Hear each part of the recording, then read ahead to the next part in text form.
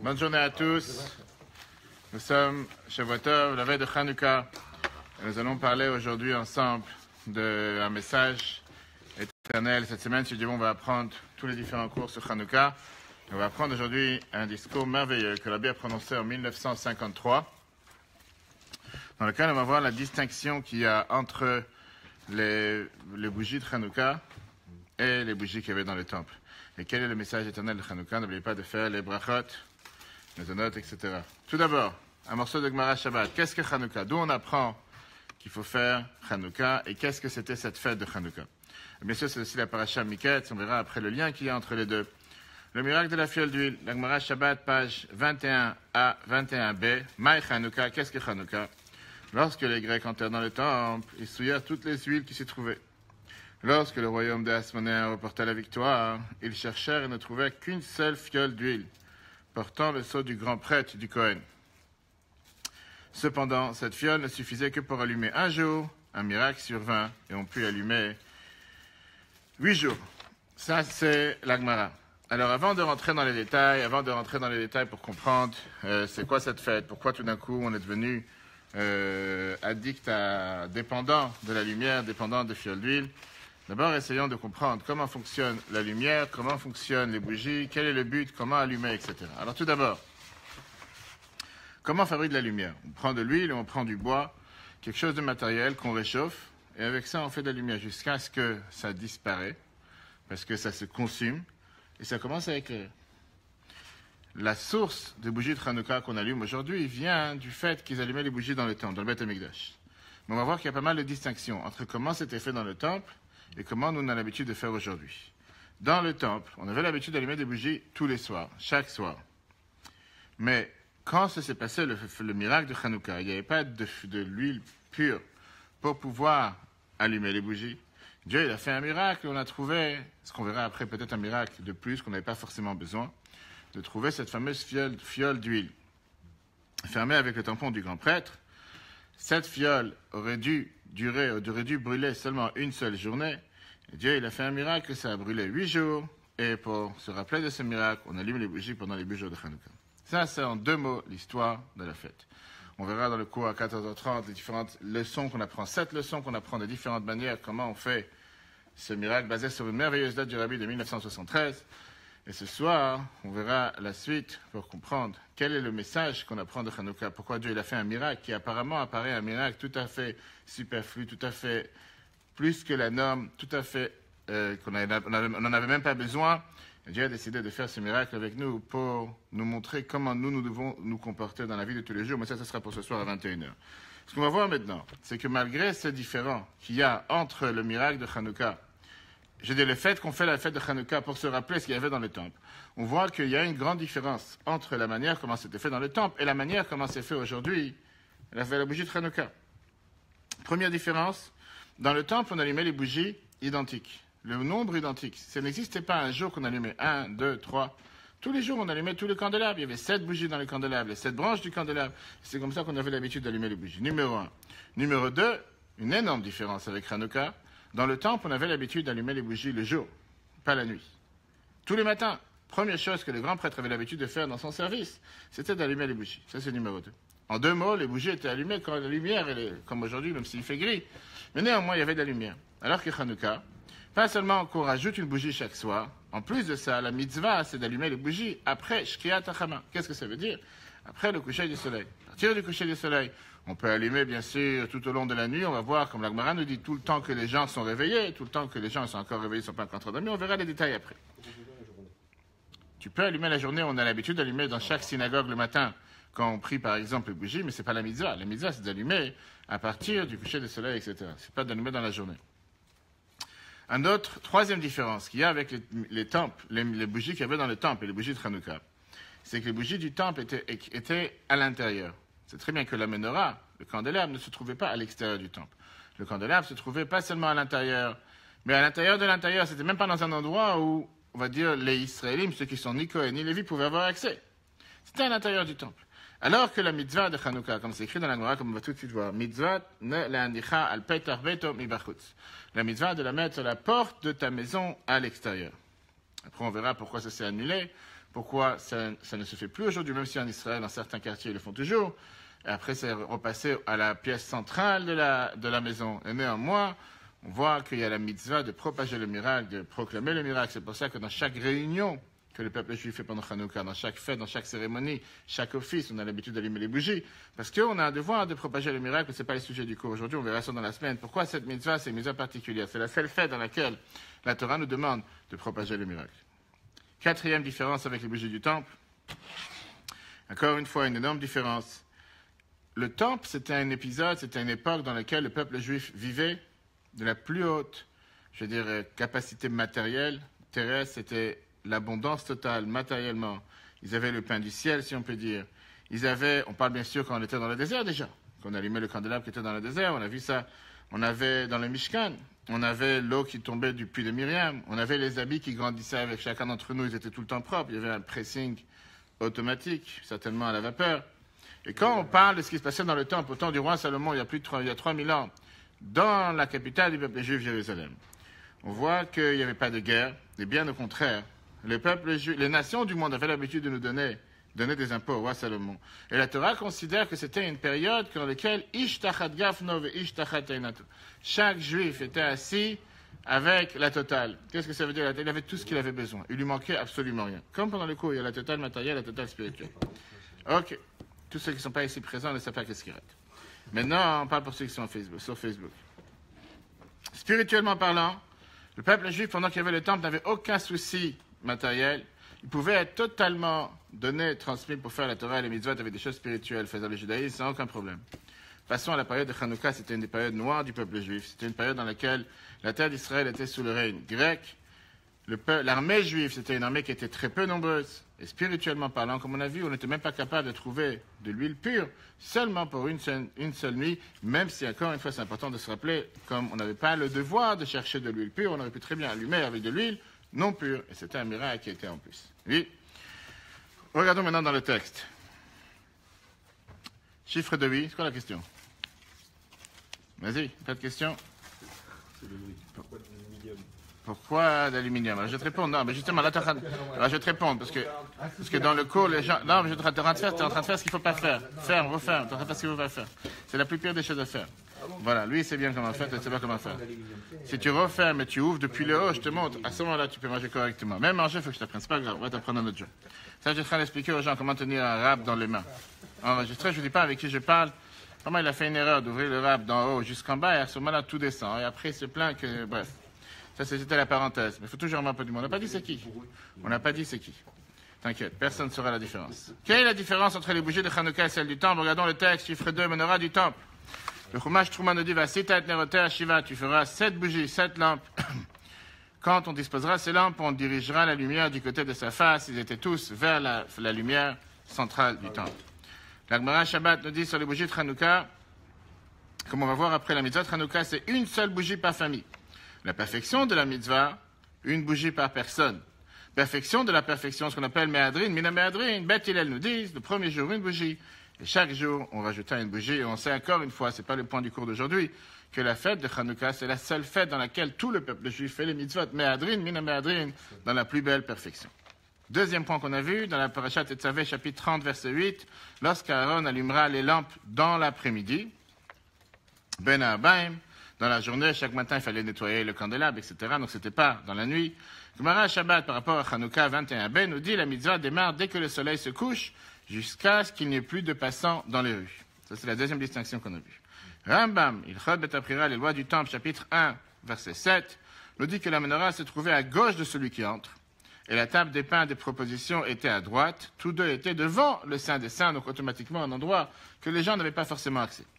Alors que quand on parle des bougies de Hanouka, la Gemara Shabbat 21b nous dit, la bougie de Hanouka, la mitzvah est de placer sur la porte de sa maison à l'extérieur. Et quatrième point qu'on a vu, dans le livre des rois, 1, chapitre 5, verset 5, Juda et Israël demeurèrent en sécurité, chacun sous sa vigne et sous son figuier. Qu'est-ce que ça veut dire? Sans souci matériel, on peut s'adonner entièrement à la Torah et aux mitzvot, et à la spiritualité et au judaïsme. Alors que quand on parle des bougies de Hanouka, les bougies de Hanouka sont liées à une époque où la terre d'Israël était sous empire grec. L'armée d'Israël avait peu d'effectifs. les guerres n'étaient pas uniquement contre les Grecs, mais également contre des Juifs hellénisants. Initialement, on ne trouvera même pas une fiole d'huile pour une nuit. Voilà, chers amis, la différence qu'on a entre les bougies du temple et les bougies de Hanouka. Et là, quel rapport? Il faut me dire, qu'est-ce qu'on en a à faire? Encore une fois, on fait Hanouka parce qu'il y avait dans le temple. Donc si on fait Hanouka parce qu'il y avait le candélabre dans le temple, autant faire ce qu'il y avait dans le temple exactement de la même manière qu'il y avait dans le temple. Et il faudrait éventuellement se trouver dans la même situation, la même configuration qu'on était dans le temple. Or, ce n'est pas le cas. Qu'est-ce que cela veut dire? Quand quelqu'un il est bien matériellement, quand tout va bien matériellement, automatiquement, il peut faire ce qu'il veut spirituellement. Il a l'argent qu'il faut, il a la santé qu'il faut, il a une largesse matérielle. À ce moment-là, il est capable de donner de manière large, de manière ouverte. Même pour les choses spirituelles, il n'a pas besoin de faire la guerre, il n'a pas besoin de faire ce qu'on appelle Messirut Nefesh, une abnégation de soi, un don de soi, tout va bien. Et à ce moment-là, il peut se suffire largement tous les jours de faire les choses de manière égale. Pas besoin de rajouter chaque jour quelque chose de plus, parce que la vie est très monotone. C'est comme une mer sans vagues. Tout est lisse, c'est comme un fleuve, rien qui bouge. De l'autre côté, tu n'as pas besoin non plus d'essayer d'éclairer la rue, parce que la rue n'est pas obscure. La rue, elle est éclairée, il n'y a pas d'obscurité en parlant d'obscurité spirituelle. Et c'est la raison pour laquelle la menorah était dans le temple, et automatiquement, ça a éclairé la rue, parce que la rue n'avait pas forcément besoin de mettre un spot, de mettre des lumières particulières pour pouvoir éclairer, puisqu'elle était déjà éclairée. Mais quand tu parles en temps difficile, en temps de guerre, pas seulement la guerre dans les Grecs qu'il y avait à l'époque, mais la grecque même dans les Juifs qui s'étaient soi-disant devenus des Grecs, et que c'était parfois les pires. Pourquoi? Parce qu'à l'époque du temple, il y avait certains Juifs qui n'étaient pas contents qu'on avait le temple, et qui ne soutenaient pas le royaume et le gouvernement qu'il y avait à l'époque en Israël, pas dans la royauté de Juda, la royauté de Yosef, on ne va pas dans les détails maintenant. Ils voulaient totalement s'assimiler parmi les Grecs. Dans une telle situation, c'est dans une situation si critique et si dure que Dieu a décidé de donner la mitzvah d'allumer les bougies de Hanouka. Parce que c'est à ce moment-là qu'on a besoin de faire ce qu'on appelle Messirut Nefesh. Qu'est-ce que ça veut dire Messirut Nefesh? Une abnégation totale de soi. Ne pas faire ce que j'ai envie, faire ce que Dieu attend de moi. Et à ce moment-là, on a tous ces détails qu'on vient de voir. Ça ne suffit pas d'éclairer chez soi à la maison, parce que la rue est noire, tu dois éclairer dans la rue. Et surtout que si tu ne vas pas éclairer à l'extérieur, l'obscurité de la rue risque de rentrer à la maison. Voilà, aujourd'hui, avec les grands vents, il y a 120 000 foyers qui sont obscurs. Ou la gare Montparnasse, hier, qui était obscure, certainement que c'était un décalage avec Hanouka. On a besoin d'éclairer aussi la rue. Et quand on allume les bougies, à partir du moment que le soleil se couche, qu'est-ce que ça veut dire que le soleil se couche? Ça veut dire qu'il commence à faire obscur, qu'il commence à faire nuit. Et on allume les bougies à la porte de la maison. Automatiquement, le symbole est très fort pour montrer qu'on cherche à éclairer la rue. De l'autre côté, ça ne suffit pas que quelqu'un allume les bougies sur son bureau. Ça ne suffit pas que quelqu'un allume les bougies sur sa table. Il doit ouvrir la porte pour que la lumière se propage, se dispatche, même à l'extérieur. Et pas se dire, bon, je vais l'allumer chez moi et les gens qui vont passer vont éventuellement le voir. On doit faire tout ce qu'on peut pour éclairer la rue. Et là, on arrive au dernier point qu'on a vu, la distinction entre Hanouka et le temple. C'est qu'on ne peut pas se suffire en allumant chaque jour la même quantité de bougies. Car on ne peut pas se suffire de faire aujourd'hui quelque chose qui a suffi pour hier. Pourquoi? Parce que si jamais on fait la même chose aujourd'hui qu'hier, automatiquement on régresse par rapport à ce qu'on a fait hier. On est obligé d'avancer, on est obligé d'augmenter, on est obligé chaque jour de faire un pas en plus et une mitzvah en plus. Qu'est-ce que cela veut dire pour nous dans la vie de tous les jours avant de passer dans le texte au chapitre 3? La Torah attend de nous qu'aujourd'hui que nous sommes en exil, que Mashiach n'est pas encore là, qu'on se trouve en France, qu'on se trouve à Jérusalem au Kotel, qu'on se trouve à New York, qu'on se trouve dans les 4 coins du monde, nous sommes encore en exil et Mashiach n'est pas là. Et l'obscurité du monde est très forte. On n'a pas le droit de s'émotionner de l'obscurité qu'il y a dans la rue. Mais au contraire, on doit faire tout ce qu'on peut pour éclairer la rue. Rajouter chaque jour, pas seulement dans la qualité, mais surtout dans la quantité. Et regardons maintenant les détails par rapport à ce qu'on a comparé avec le temple. D'abord, ne pas se suffire avec ce qu'on a fait hier. Chaque jour, ajouter une lumière. Aujourd'hui, si tu as allumé une bougie, c'est très bien. Demain, tu dois allumer 2 et après-demain 3. Alors, tout de suite, ouvrir la parenthèse, on sait très bien qu'il y a la vie de Beth Shammai. L'académie de Shammai qui vient et qui nous dit qu'il faut commencer avec 8 et descendre 7, 6, 5, 4, 3, 2, 1. Et pourquoi la halakha n'est pas comme lui? Parce qu'aujourd'hui, on considère que nous n'avons pas le potentiel, nous n'avons pas la force, nous n'avons pas la possibilité tous d'avoir depuis le départ, depuis le premier jour, 8 bougies. C'est pas ce qui est dans la possibilité de tous, et c'est surtout quelque chose qui aurait pu énormément dissuader, décourager ceux qui n'auraient pas eu les 8 bougies le premier jour. On parle bien sûr de la force spirituelle. Ils se disent, ça ne vaut pas la peine de commencer si je n'ai pas les 8 bougies. Et c'est pour ça qu'aujourd'hui que nous sommes en exil, la halakha, elle est comme elle commence d'abord avec une bougie. Et tu verras qu'une fois que tu as commencé avec une, tu feras 2, 3, etc. De l'autre côté, si jamais demain, aujourd'hui tu commences avec 8 bougies, ce soir, à ce moment-là, tu ne pourras pas demain faire plus. Qu'est-ce que tu veux dire, tu vas faire plus? Tu as commencé avec 8. Tu dois faire forcément beaucoup plus. Tu ne vas pas te suffire avec faire juste une.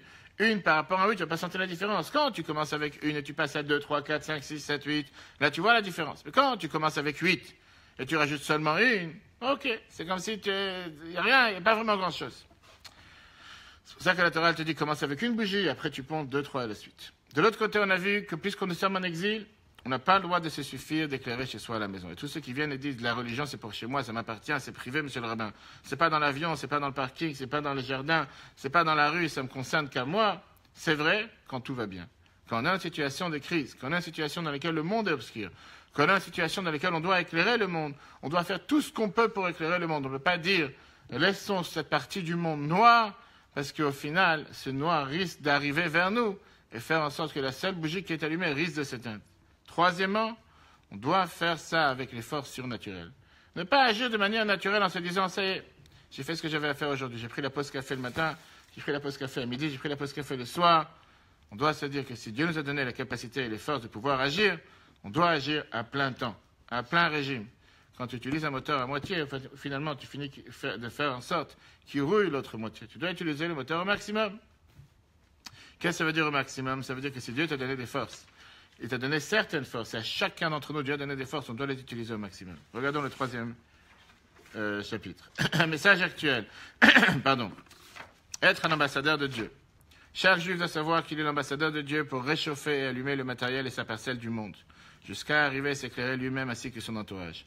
On ne peut se suffire de ce qui a été accompli hier, mais plutôt intensifier chaque jour la lumière, ce qui implique que chacun doit savoir ce qu'il a accompli hier, pour savoir ce qu'il devra rajouter aujourd'hui. Ça, c'est ce que ça veut dire être un ambassadeur de Dieu. Bien sûr que si quelqu'un ne sait pas ce qu'il a fait hier, il ne sait pas ce qu'il doit rajouter aujourd'hui. Et le point principal, c'est que chacun d'abord doit avoir fait quelque chose hier. Et ça, c'est pourquoi la Torah considère qu'il n'y a pas un jour en plus que Dieu a donné à chacun d'entre nous qui est fait pour passer le temps. Pour regarder le vent, pour regarder les arbres qui bougent, c'est très bien. Mais qu'est-ce que tu as fait de constructif aujourd'hui? En quoi tu as rempli ta mission sur Terre? Si tu penses que tu as rempli ta mission juste pour toi-même, pour t'éclairer toi-même, pardon, et que le monde n'en a pas du tout bénéficié, c'est que certainement tu n'es pas descendu sur la bonne planète. Tu aurais dû certainement être sur une autre planète. Puisque Dieu n'a pas envoyé une personne sur Terre pour penser qu'à soi. La vision, comme la Torah regarde par rapport à la lumière, justement, ce qu'on appelle dans chaque allumage, c'est que les bougies, comme la Gemara nous dit, une bougie pour un et c'est une bougie pour 100. Une bougie, par définition, est là pour éclairer. Si tu allumes une bougie qui est enfermée, qu'est-ce que tu fais avec la bougie? N'allume pas la bougie, c'est de la perte de temps, ça ne sert à rien. Et ça, c'est toute la différence qu'il y a entre les bougies de Hanouka et les bougies qui avaient au temps du temple. Le fait d'éclairer la rue, d'augmenter dans la lumière, et jusqu'à ce que faire Messirut Nefesh, qu'est-ce que ça veut dire, ce don de soi, comme dans le temple. On ne s'est pas dit, on peut allumer avec n'importe quelle huile, on peut allumer avec n'importe quelle huile qui est non pure, qui est impure. Qu'est-ce que j'ai besoin de me prendre la tête à aller chercher de l'huile pure? Non. Au temps du temple, ils ont été fermés, mais c'est au Nefesh pour se dire quand est-ce qu'on va trouver cette fameuse fiole d'huile qui est fermée avec le tampon du grand prêtre. Ils auraient pu très bien dire ça ne m'intéresse pas, on peut se débrouiller sans. Puisqu'ils ont fait une telle abnégation de soi, tel effort, ils nous ont donné l'enseignement comment nous aussi on doit faire des efforts. Pas se suffire avec les choses à minima.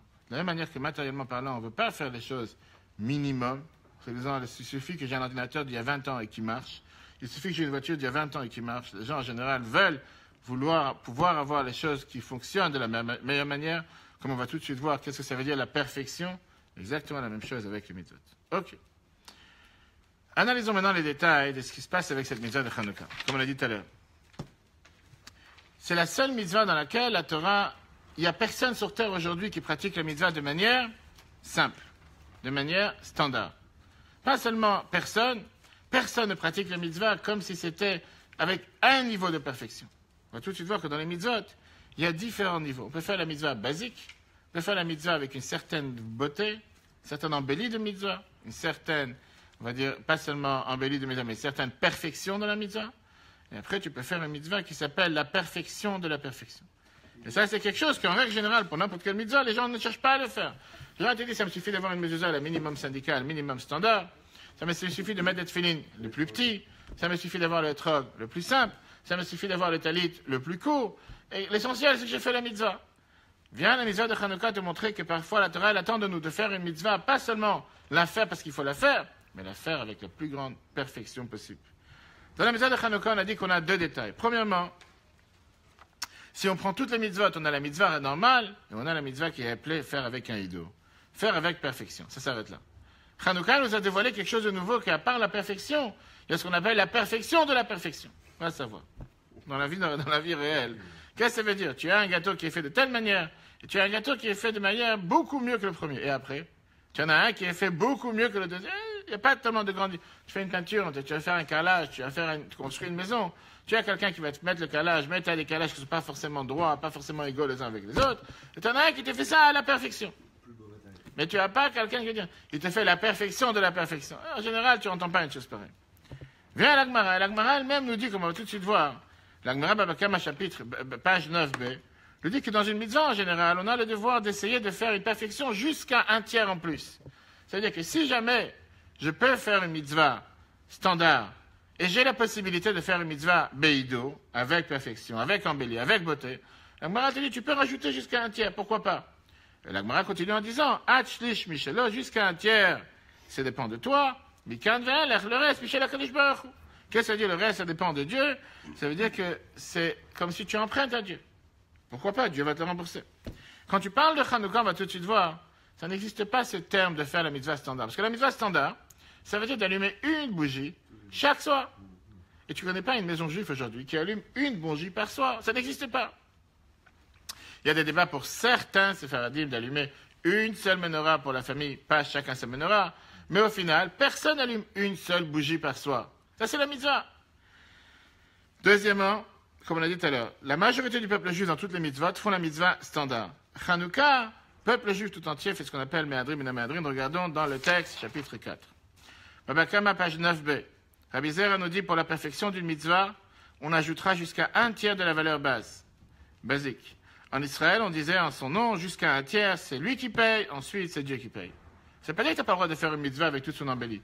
Bien sûr que c'est bien de faire une mitzvah avec des grandes mezuzot, des grandes filines, un grand talit, prier la prière tout entière, chercher la cache-route la meilleure, chercher le mikvé le meilleur. Pourquoi pas? Dans les choses matérielles, tu dis pas j'ai envie d'avoir une voiture basique, un ordinateur basique, un portable qui est l'iPhone 3 si ça sort encore, si ça existe encore. L'essentiel c'est que ça marche. Les gens en général, ils veulent avoir quelque chose qui est bien, qui peut fonctionner, qui peut être parfait, même si ce n'est pas la plus grande perfection. Viens, la Torah te dit, fais la même chose dans les mitzvot, sauf qu'il n'y a pas une obligation à le faire. Viens le Shulchan Aruch. Dans les lois de Hanouka, chapitre 671-2, nous dit la phrase suivante. Combien de bougies allumera-t-on? Le premier soir, une. Ensuite, on ajoutera chaque nuit pour arriver à 8, un allumage par famille. Viens le Rambam, Rabbi Moshe et Sorles, et nous dit, certains disent que chaque membre de la famille allumera selon Maïmonide, et telle est notre habitude. On voit les différentes coutumes, mais au final, personne ne se suffit aujourd'hui d'allumer les bougies, seulement une bougie par nuit. Alors pourquoi Hanouka a été différent des autres mitzvot? Pourquoi ça n'existe pas que dans les tefilines, chacun qui va chercher à acheter une paire de tefilines, depuis le départ, il va acheter des 4 sur 4, il va acheter les plus belles, des gassot, des épaisses, il va mettre Rashi Rabbeinu Tam depuis le début. C'est ce qu'on fait chez Chabad. Depuis la bar mitzvah, on met Rashi Rabbeinu Tam, les 4 sur 4, etc. Mais pourquoi ça n'existe pas que dans le peuple juif? Les gens diront, je dois mettre une mezouza, je n'irai pas faire seulement le standard, j'irai faire la plus grande, 20 cm, 25 cm, c'est celui qui va être attaché avec Israël, comme il va voir la même qu'il y a à Ben Gurion, ou il va voir la même qu'il y a au Kotel, il va dire, je vais avoir 1 mètre de grandeur. Le problème, après, c'est s'il a des portes aussi grandes chez lui à la maison. Mais au final, pourquoi quand on parle du mitzvah normal, les gens ne cherchent pas forcément à faire la mitzvah de la meilleure manière, du meilleur niveau, de la meilleure perfection. Et quand on parle de Hanouka, on voit tout d'un coup qu'on est ici, depuis le départ, attaché avec la perfection. Analysons ensemble qu'est-ce qui s'est passé à Hanouka. On va voir que dans Hanouka, on avait ce qu'on appelle 2 types de miracles. Hanouka, il y avait le miracle d'abord de la guerre, le fait qu'on a gagné la guerre, il ne faut pas l'oublier. C'est d'ailleurs le mot même de Hanouka, Hanouka, comme la Torah nous dit, Hanou, Chafei, ils se sont reposés le 25, c'est l'acronyme du mot Hanouka, que c'est le 25 qui se lève qu'on a arrêté la guerre. Et c'est surtout le deuxième miracle, le miracle de la fiole d'huile, sur laquelle on a décidé de nous donner le devoir de faire à l'image de bougie. Pour autant, on voit qu'on fait tout un symbole et on fait toute une fête autour du miracle de l'huile et on presque ne parle pas du miracle de la guerre. Et le contraire, dans la prière, dans la prière, dans Alanissim, qu'on va commencer à dire à partir de demain soir pendant 8 jours, et le Hallel, on parle de la guerre et on ne parle pas de la fiole d'huile. C'est toujours le peuple juif, on a toujours cette version ambiguë des choses, on a toujours mélangé des choses. Les gens ne savent pas comment s'y répondre. On va tout de suite voir qu'est-ce que ça veut dire. Quelle est la mitzvah de faire l'embellie de mitzvah, de faire la mitzvah de la meilleure manière possible, avec la perfection de la perfection? C'est pas dans la prière, on ne te dit pas que puisqu'on a gagné la guerre, à ce moment-là, il faudra prier Hanouka, pas 1 heure, mais 3 heures, pour montrer que tu remercies Dieu pour le miracle qui s'est passé. On le fait dans la mitzvah qui est attachée avec la fiole d'huile. Quelle est la spécialité de ce miracle qui est rattaché avec la fiole d'huile?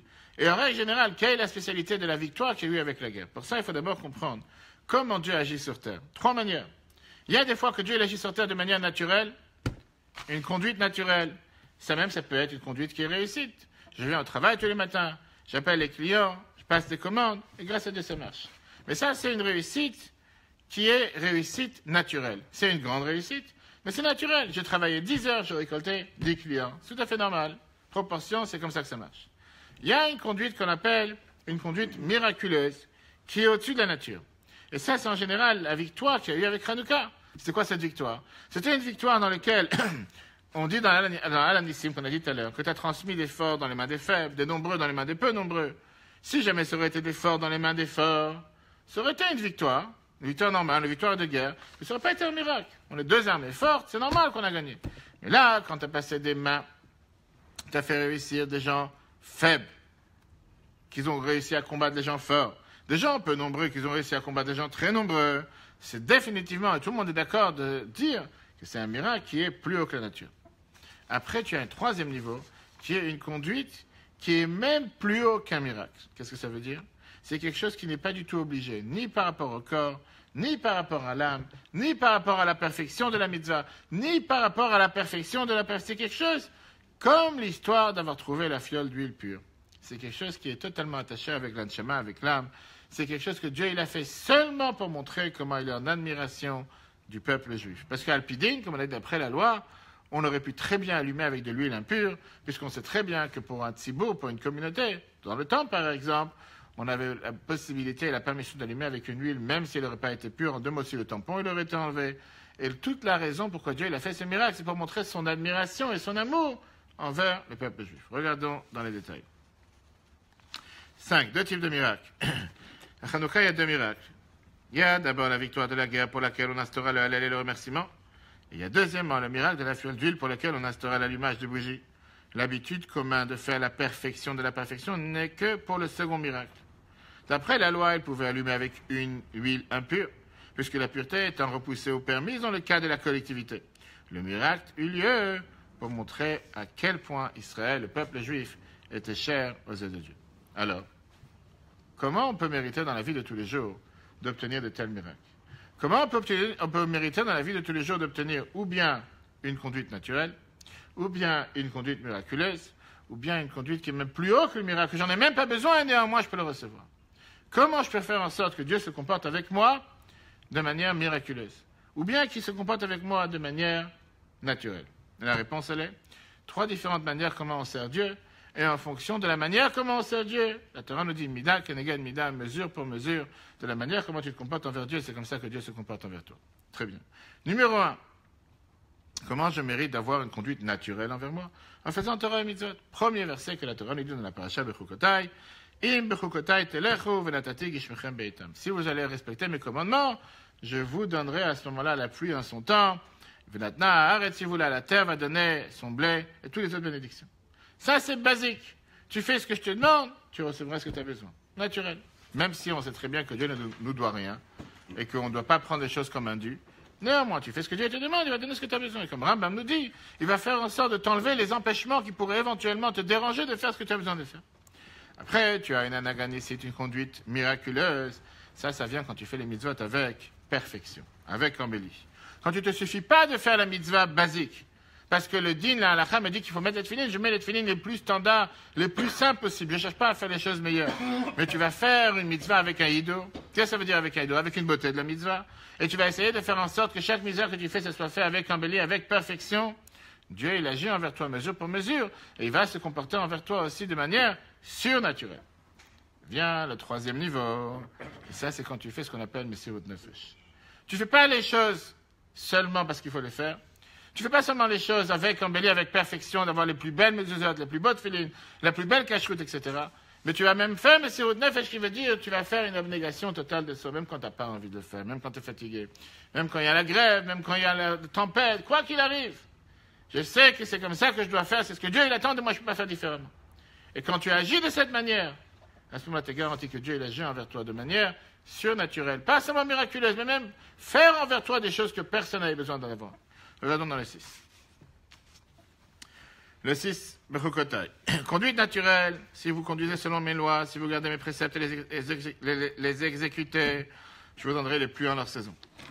C'est quoi la conduite miraculeuse? Lorsqu'on ne se suffit pas d'accomplir la mitzvah au strict minimum, mais que l'on s'efforce, au contraire, que la mitzvah soit faite de meilleure façon possible, Dieu rend mesure pour mesure par une conduite surnaturelle.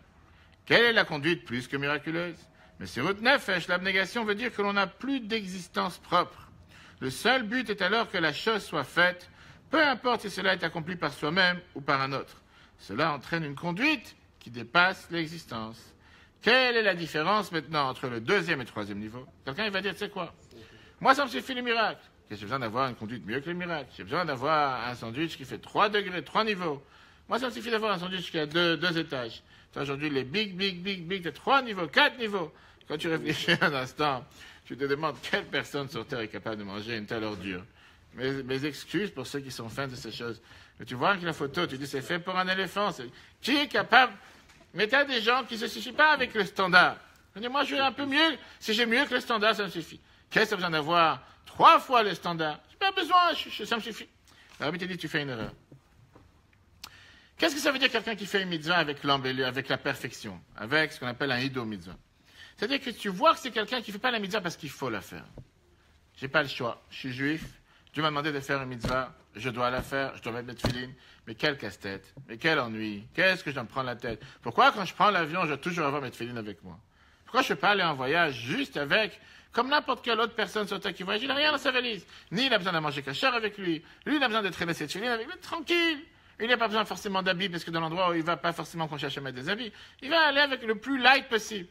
Dès que tu veux voyager et faire quoi que ce soit en tant que juif, tu dois penser, j'ai pris mes tefilines, est-ce que j'ai pris mon talit, est-ce que j'ai pris mon livre de prière, est-ce que j'ai pris mon repas kasher, est-ce que j'ai pris mes bougies de Hanouka? Les gens m'appellent si je sais, je voyage, j'ai besoin de bougies. Qu'est-ce que tu as besoin? La vie coule. Prends rien, rien besoin de spécial. Viens la Torah, elle te dit, quand quelqu'un il fait les mitzvot parce qu'il faut les faire, il n'a pas le choix. Malheureusement, je suis juif, j'ai un parent juif, je dois faire les choses. Je les fais de cette manière. Je ne peux pas lui enlever le fait qu'il les a fait. Il fait les mitzvot. Mais il fait le minimum, le strict minimum.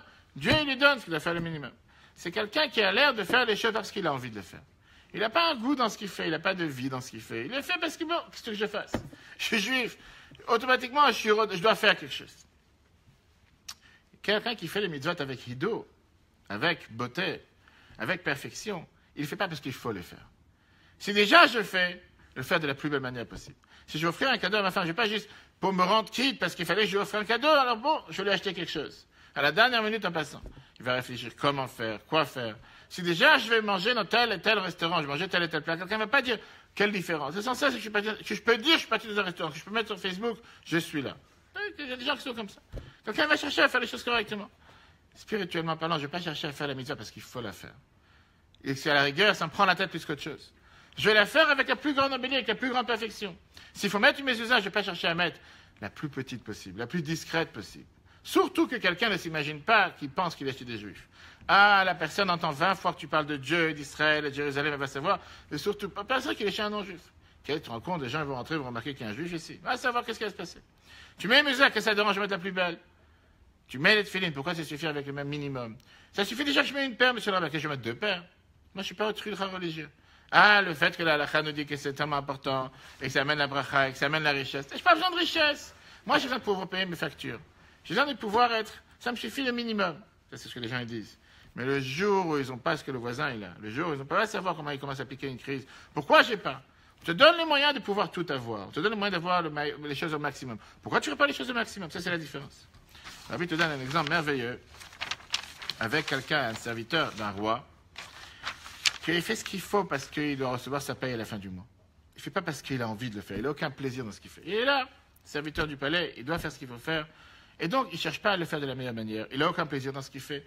Même si c'est quelque chose qu'il sait que ça fera, je veux dire, ça mettra à l'aise son patron, qu'est-ce qu'il en a à faire? C'est mon patron qui fera l'argent à la fin du mois, c'est pas moi. Moi, je reçois ma paye, le minimum syndical, je reçois un SMIC, que ça soit bien fait, j'ai fait mon travail, tu ne pourras pas me reprocher que je n'ai pas fait mon travail. Ça s'arrête là. Si c'est cher à ses yeux ce qu'il fait, si ça a de la valeur dans ce qu'il fait, et s'il a la vie dans ce qu'il fait, il ne va pas seulement le faire pour le faire, il va le faire de la plus belle manière possible. Il va vouloir faire en sorte que vraiment son patron soit énormément heureux de ce qu'il fait. Néanmoins, il est toujours ce qu'on appelle une existence en soi. Parce que, heureusement que je suis là pour le faire. Je n'aurais pas été là. C'est comme avec Dieu. Que Dieu soit content qu'il y ait un juif qui met les tefilines. Parce que si je n'aurais pas mis les tefilines, Dieu n'aurait pas été là sur terre aujourd'hui. La divinité ne serait pas apparue sur terre à cet endroit. Qu'est-ce que ça veut dire, mais c'est votre nefesh, don de soi? Ça veut dire que je ne suis pas là. Ce n'est pas moi qui existe. Tout mon être, c'est de chercher à faire ce que Dieu est là. Ce n'est pas que je cherche à me montrer, à m'afficher. Heureusement que j'ai fait quoi que ce soit. Mon seul but, c'est que la volonté de Dieu soit faite sur terre. Quelle différence si c'est fait par moi, si c'est fait de la manière la plus simple, la moyenne, la plus belle? Il y a une énorme différence. Je ne cherche pas à le faire parce que moi j'ai décidé, j'ai envie de le faire. Je cherche à faire parce que c'est la volonté de Dieu qui doit être faite sur terre. Si c'est la volonté de Dieu qui doit être faite sur terre, je ne peux pas me permettre que ce soit fait, moi, que la perfection de la perfection. C'est obligé que ce soit fait de la meilleure manière possible. Et quand on agit de cette manière, Dieu nous paye mesure pour mesure. C'est que Dieu se comporte avec chacun de nous. Pas seulement qu'il nous donne ce qu'on a besoin, matériellement, spirituellement. Pas seulement qu'il nous donne de manière miraculeuse, mais il nous donne de manière qui est beaucoup plus que qu'est-ce qu'on a besoin, qu'on n'a même pas besoin d'avoir une telle chose. La preuve, avec le miracle de Hanouka. On n'avait pas besoin de trouver cette feuille d'huile cachère. Cette feuille d'huile qui a été tamponnée avec le tampon du grand prêtre. On aurait pu très bien le faire sans cette feuille d'huile. Mais comme le peuple juif a montré qu'ils étaient prêts à tout faire pour chercher la perfection de la perfection, Dieu il a agi de la même manière envers eux.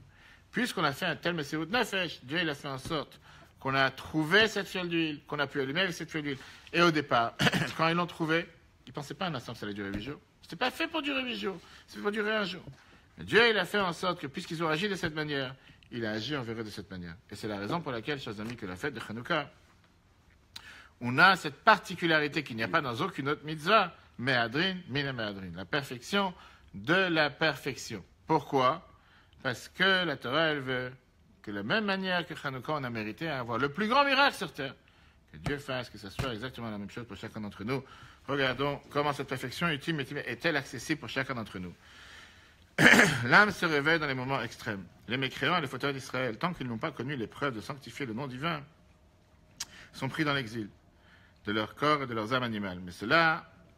Mais dès qu'une épreuve liée à la foi leur arrive, ceux qui dépassent la logique, alors leurs âmes se réveillent de son sommeil et agissent pour la force divine habituée en elles, habillée en elles, ce qui lui permettra de surmonter cette épreuve sans même comprendre pourquoi. Conclusion, Hanouka, c'est une force intense en augmentation constante, ce qui est nécessaire dans l'obscurité. Hanouka, la perfection de la perfection qui est accessible à tous, entraîne une conduite plus que miraculeuse. Voilà, chers amis, un discours que Rabbi a prononcé ce Shabbat en 1953, qui est tellement d'actualité pour la vie de chacun d'entre nous. Ne pas penser un instant qu'on fait les mitzvot que Dieu nous a demandé parce qu'on n'a pas le choix, parce que M. le rabbin va nous demander de le faire, parce que qu'est-ce que ma femme va dire? Je suis obligé de le faire parce que j'ai des enfants, sinon qu'est-ce qu'ils vont dire? Faire les mitzvot avec joie, avec enthousiasme, avec perfection. Et oui, savoir mettre les priorités, comme on dit, mettre ses priorités droit, savoir qu'est-ce qu'il faut faire en tant que juif, qu'est-ce que la Torah attend de nous, pas avoir honte, ne pas se gêner, savoir que quand on fait ce que Dieu il attend de nous, de la meilleure manière possible, pas le minimum syndical, pas juste pour le faire, pas juste avec une simple perfection, mais la perfection de la perfection. On mérite que Dieu il agisse avec nous exactement de la même manière. Le cours il sera transmis, si Dieu veut, tout à l'heure sur l'application et Torah, sur Android. Tout à l'heure à 14h30 dans le deuxième cours avec une merveilleuse lettre du Rabbi qui nous explique 7 leçons qu'on apprend de toute la manière comment nous faisons la fête de Hanouka, surtout avec les différentes bénédictions que nous disons le premier jour demain soir. Et ce soir à 21h on apprendra quelle est la particularité de ces miracles, pourquoi c'est fait tout autour de la fiole d'huile et qu'est-ce que cela va nous apprendre dans la vie de tous les jours. Je rappelle à tout le monde les allumages publics, si Dieu veut en Seine-et-Marne, des allumages publics dans le monde entier, demain soir à 19h30 à la mairie de Pont-au-Combo, hôtel de ville avec Madame le maire, 19h30, mercredi soir à Bussy-Saint-Georges, centre-ville avec le maire et le député Seine-et-Marne, à côté du RER, au square Vitlina. Et jeudi soir, si Dieu veut, en face du château de Fontainebleau, en face du bureau de Napoléon Bonaparte, au 43 boulevard Magenta, en face de l'entrée principale du château de Fontainebleau, avec la présidence de la mairie.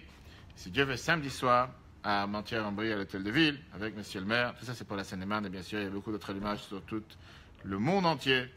Si Dieu veut, dimanche, la grande fête de Hanouka pour les enfants à Betrabat, de 14h à 16h, après le grand allumage de la menorah.